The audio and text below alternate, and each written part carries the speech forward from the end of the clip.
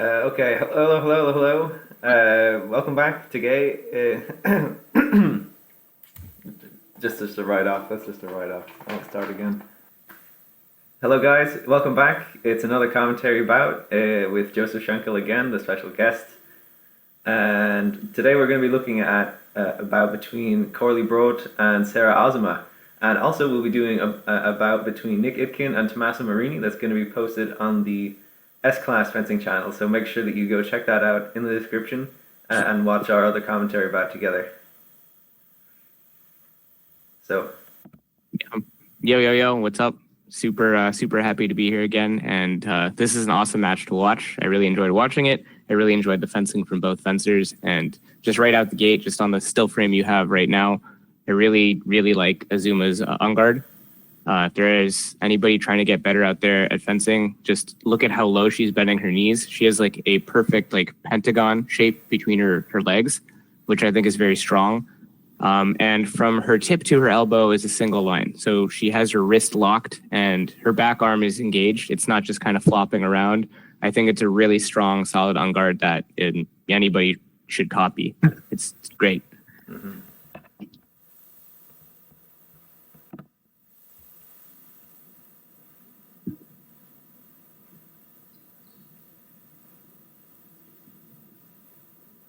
That was nice.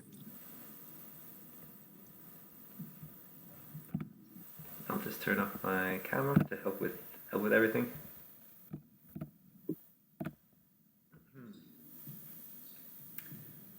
So yeah, I really like Coralie Brot's fencing. I always have because it's very dynamic and she's not afraid to be aggressive, which is also sort of the case with Azuma. She's a fast fencer and she can attack as well. So very interesting. Yeah, and they both come forward and start infighting. There should be a lot of that in this bout because, like I said, they both are not afraid to come forward, which results in a lot of close distance. So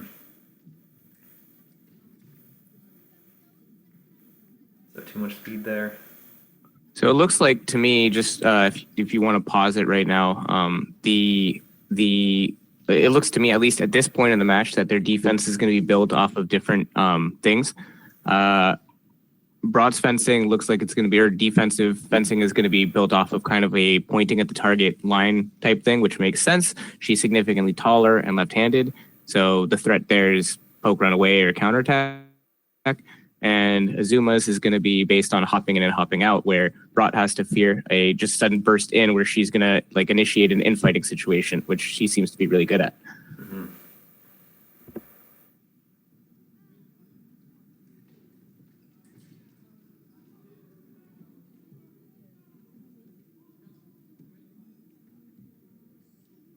So there we got the pointing at the target, draws the attack.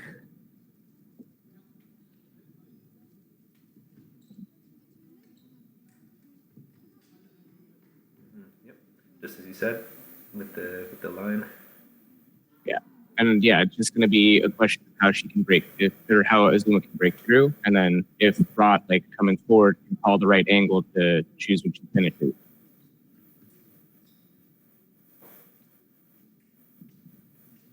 I really like the footwork, like those tiny little hops, super powerful.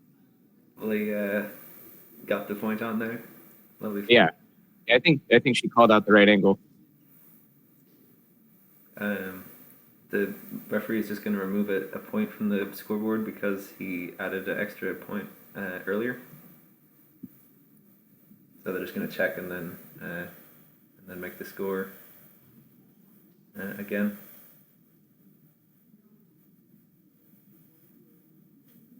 He added to the last touch and then.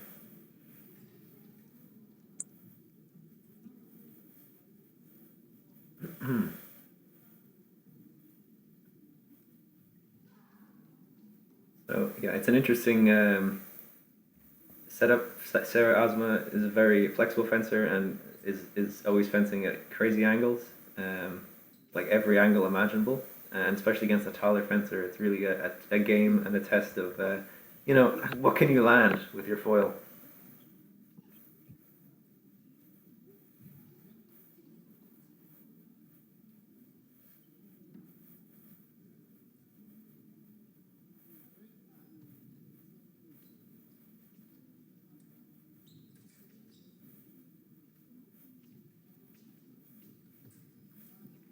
on the successful counterattack. Yeah, I think the important thing to note for those who are watching this is, like I said, it's going to be built around if Brot can call the right angle. So the question is, what does Azuma do to make it difficult for her to call? And the answer is she does a really good job manipulating distance with her footwork, for one. But the other thing is that the way she contorts her body varies from counterattack to counterattack. And so that's why Brot has to make a decision. Am I going to finish on the left side, the right side, up close, far? And I think that's really important to know if you like to counter, you might have like a favorite counter, or like you might like, spinny nonsense, but it's really important that you can do multiple types of counters. Otherwise it'll get predictable and a higher level fencer will just figure you out and be able to finish. Ooh, close. That was a nice one. So yeah, she on sort of the balance of dealing with a counterattacker, you have the option to either go real slow coming forward, very, very slowly, in which case you're trying to fight against attack and preparation, or you have the approach to go more quickly and do a parry, counter-time parry, when the opponent counterattacks. Brot tends to lean in the second category of counter-time. She lands her own counterattack, very nice. So she is not a real slow down attack type of fencer, rather a counter-time fencer. So she might actually start attacking faster as the bout goes on. Like that, you see, but it landed off target. Mm-hmm. Yeah, on the other side of that, Azuma's attack is I really like her attack in the sense that she's not afraid to fail it, and her prep time on offense is pretty low. Like she's taking like maybe 2 or 3 seconds before she just shoots something out, but she doesn't overcommit to it. She's not like sprinting at the opponent or just running at her. It's like a little bit of preparation and then she'll go. And she's comfortable like going short because she knows her defense can, she can start creating opportunities based off of like a failed attack. Yeah, and like you said, wide stance, always 8, balanced. 4, 5, 6. So that like took about 6 seconds. Mm-hmm. From when it was her turn, maybe. I mean, maybe I counted too fast, but you get the idea. It's not like a very slow push. Like this is like 1, Mississippi 2, Mississippi 3, Mississippi 4, Mississippi 5. This match will have a lot of infighting. Yeah, it's good stuff. it's great both stuff. quite competent at infighting.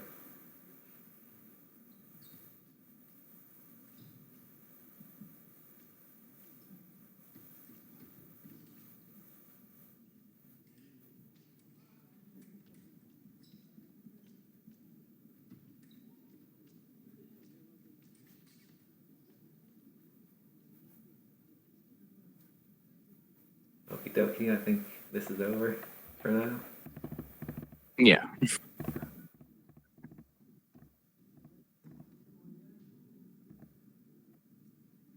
So 5-4. Reasonable period. They didn't go crazy in the first period.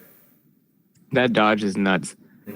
Another thing to note is because she's on like the balls of her feet are like her toes, she can pivot off that front foot in both directions. So she can pivot rotating her back foot inward or outward, if that makes any sense. So she's rotating on that front foot when she gets in those. I'm talking about Azuma here. Mm-hmm.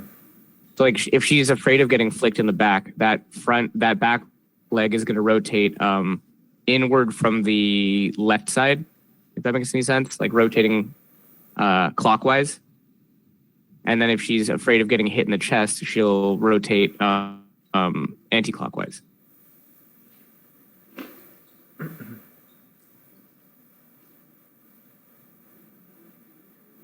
Cagey, very cagey right now.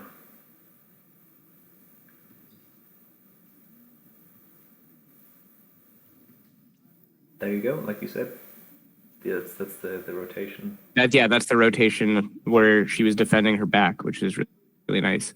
I really like how active she is on defense. She's hopping like out of distance, and she's really comfortable keeping the distance big, which I think is counterintuitive for a lot of people. But personally, I like a big distance because it gives you more opportunity to do some checks or feints or whatever you want to call them, invites, offensively or defensively, to see a reaction from your opponent. That was a sort of unexpected angle to finish at. Yeah, that was nice.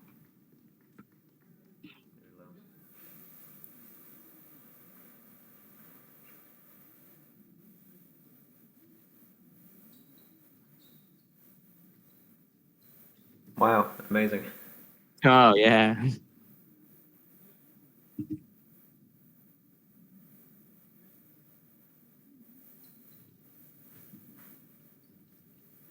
That last touch, it's a great example of the flick.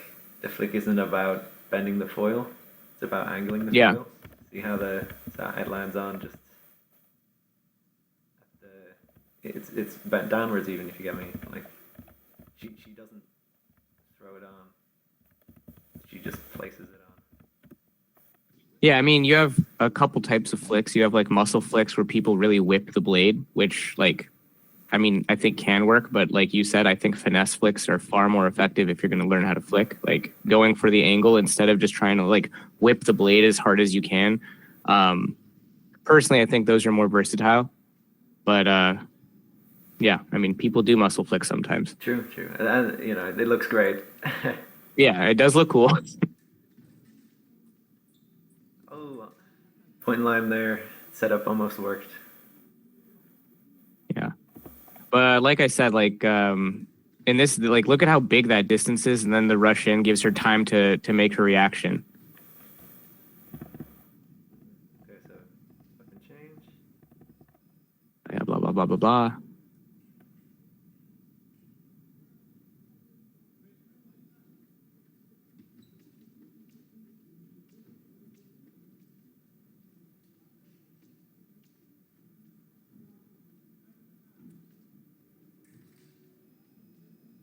Much this is unchanged from the start of the bout. There hasn't really been a Yeah, switch. well, I think if I think the really important thing about Azuma's fencing is that it's similar to Amura's in the sense that her invite is like her defensive invite is really simple. She doesn't change much. It's just she hops in with her point like high, saying, "Hey, are you going to hit me now?"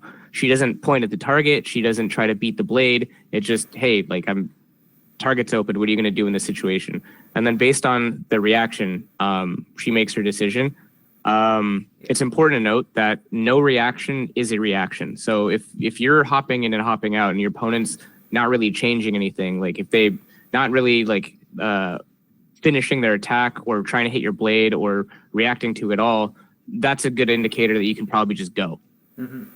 And take up the attack. That's a luxury of the fast fencers like Imra, like you said, and Azuma. The ability to watch because they can react so quick, and that's a counter time parry there. Like I said, so yeah, it makes sense. They've got that same approach.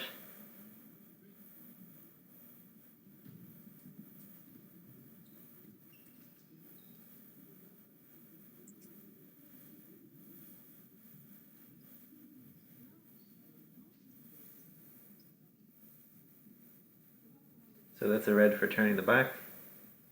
That makes sense. Yeah. That was a critical moment because I think that's the, yeah.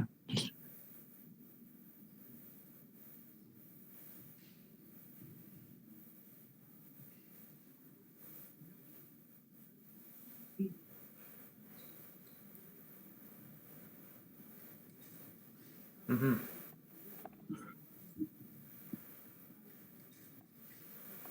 When I saw this touch, it really reminded me of what we were talking about with Ikken before in the commentary bout. Step in with the half and then pyropost.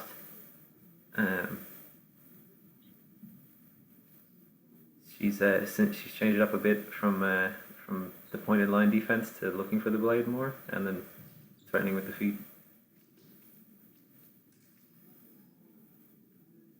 Impressive that landed. Even Yeah, I was surprised that landed. That was a really good counter.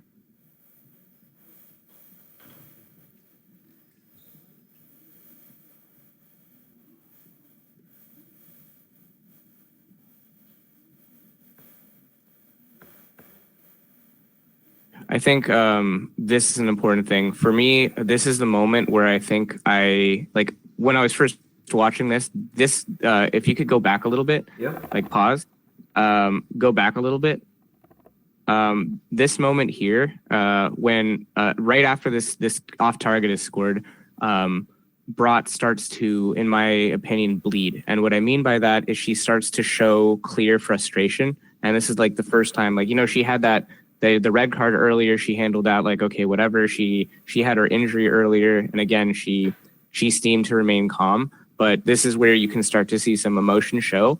And I don't think showing emotion is necessarily a bad thing. Like, especially if you're in a losing situation and you're starting to build a comeback, you want to, crescendo. Like maybe first couple touches, you don't scream, and then like the penultimate touch when you finally catch it up, a good yell is very psychologically damaging to your opponent because you're saying, "Yep, I caught up to you." But in this case, I think that you can very clearly see she starts to get frustrated and she yells on her next touch, whereas Azuma is still remaining very calm.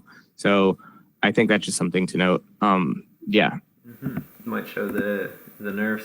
Yeah. So you're gonna see. So yeah, they infight it out here. And like she doesn't do anything illegal in my opinion. Like she's keeping her back straight. She's looking at the opponent, and she showed a little bit of emotion there, going like, "Oh, come on, she's blah blah blah." She's turning and stuff, and she was very happy with that touch.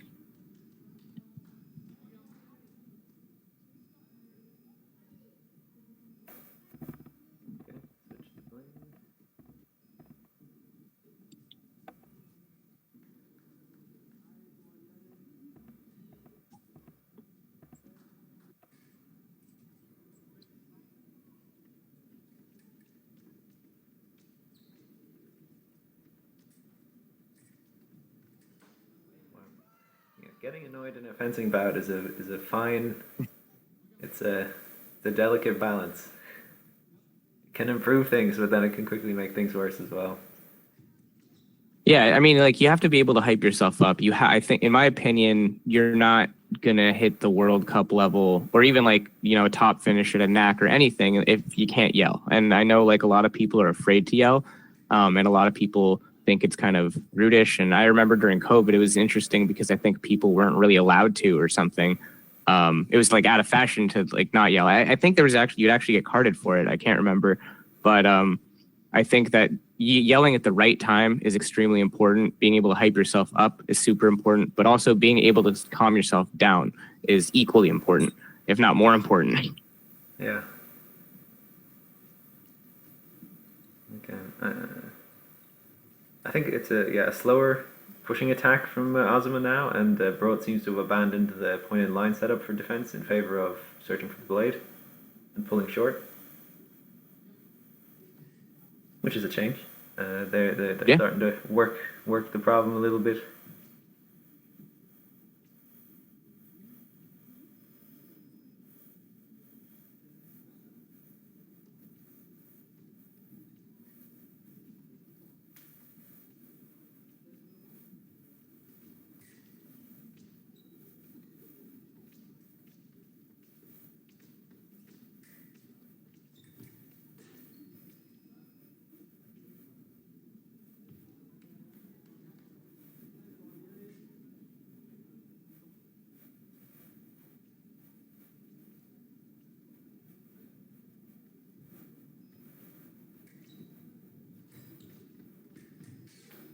Straight lunge, pretty nice.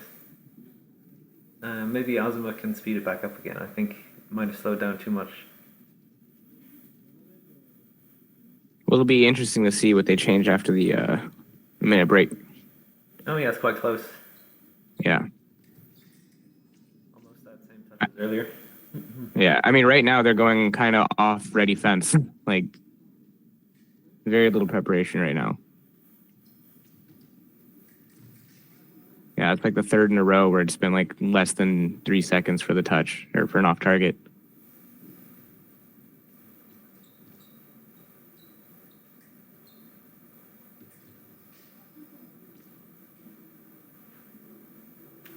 Yeah, this is a grind. Mm-hmm.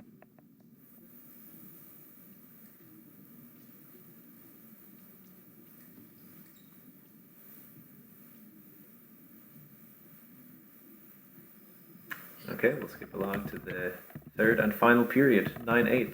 Yeah. So very tense bout the whole way through. Yeah, so now let's see what they change.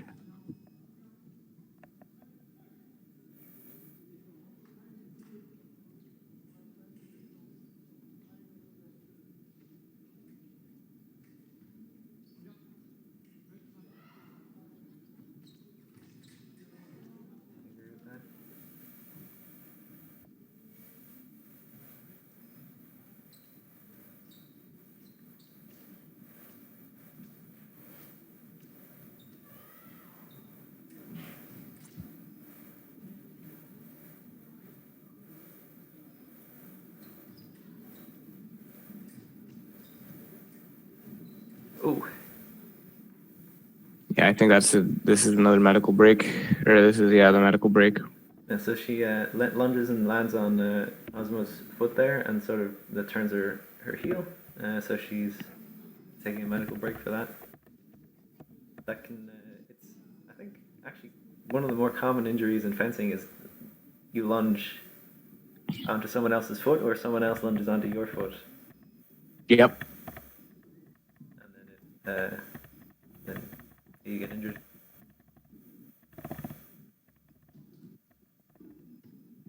Okay, so she's patched up.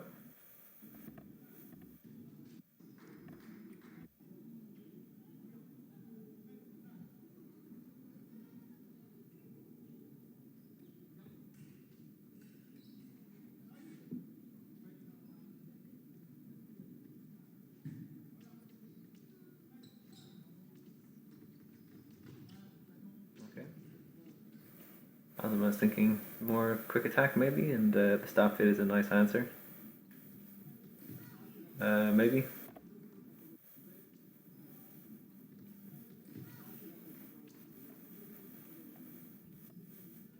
I would have called that simul, to be honest, but I think what sold it was Azuma's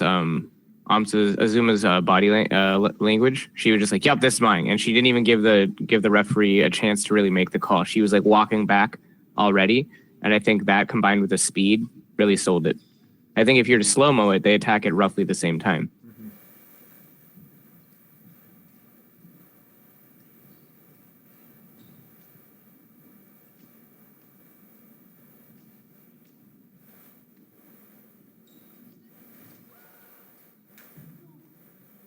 Yeah, that was a consequential one.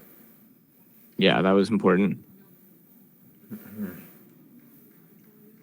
So now the lead is on the other side. Yeah. Yeah. Tough mental situation after the injury, and then you're down.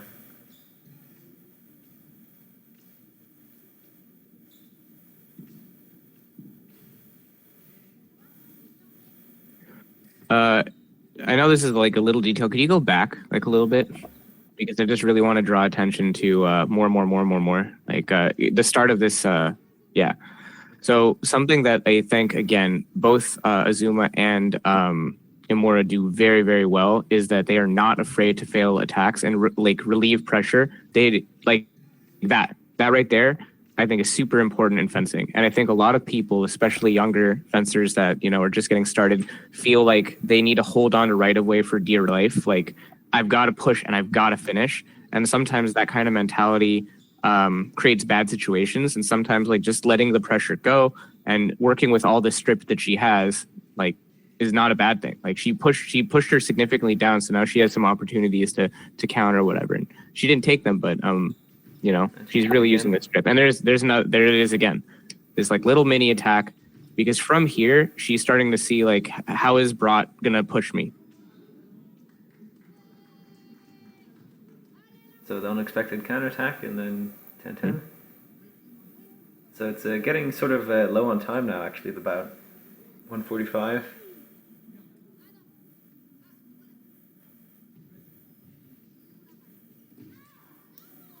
Just missed it. I'm curious to see that again. Yeah. When you throw out a bunch of attacks that you don't push, then the attacks you do push are... oh! Wow.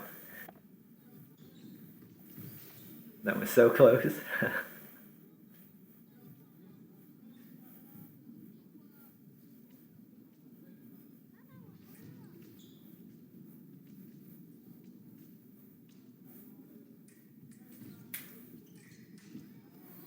That was really nice.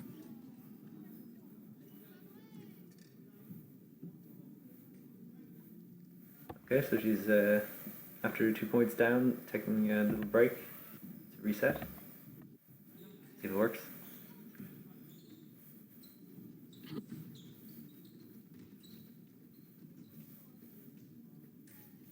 Oof.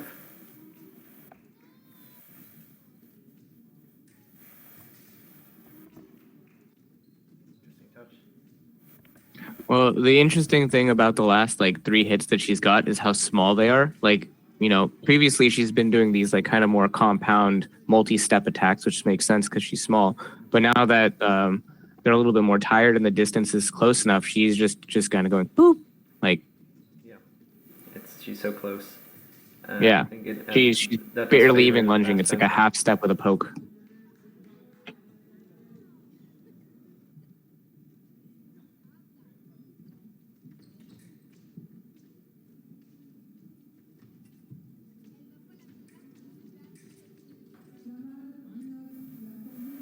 I think she wants turning or covering. Yeah. Okay, no luck.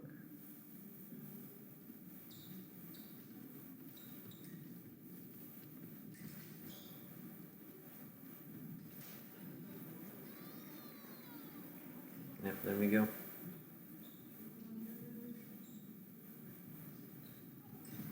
Yeah, I agree with that. So they're gonna call a video on that, I guess. Oh, there's no video.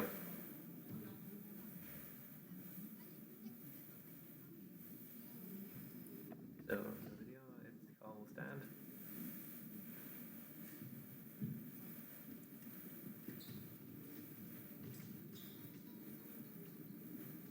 But sorry, could you go back to that? Because I think, again, from a psychological perspective, this is very interesting. Where in the previous touch, you saw that, in the previous touch where she got countered, like here, go back a little bit. So Brot's body language on the counter. Yeah. Wait, to go back to 13. The touch afterwards. Yeah. Okay, blah, blah, blah. So her 14th touch. Yeah, look at the body language here. That looks like someone to me who's defeated already. Now, if we compare that to Azuma's body language on this touch, like she's clearly annoyed, right? That the call didn't go her way. She's like, oh, that could be mine. And, she's annoyed. But here she smiles and she kind of says whatever. And then she takes the time to bend her blade back. Now, again, obviously it needed to be bent back, but I think that shows the difference in kind of body language that you want when something doesn't go your way. Yep, the mental game.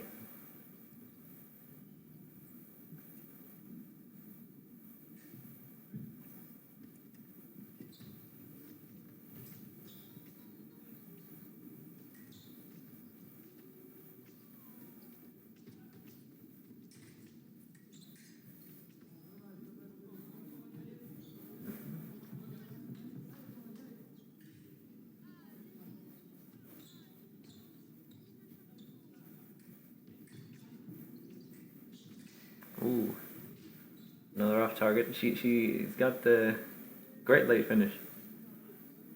And those you can't really take good odds with those counter attacks when you're down though. Three touches down at 14. Jesus.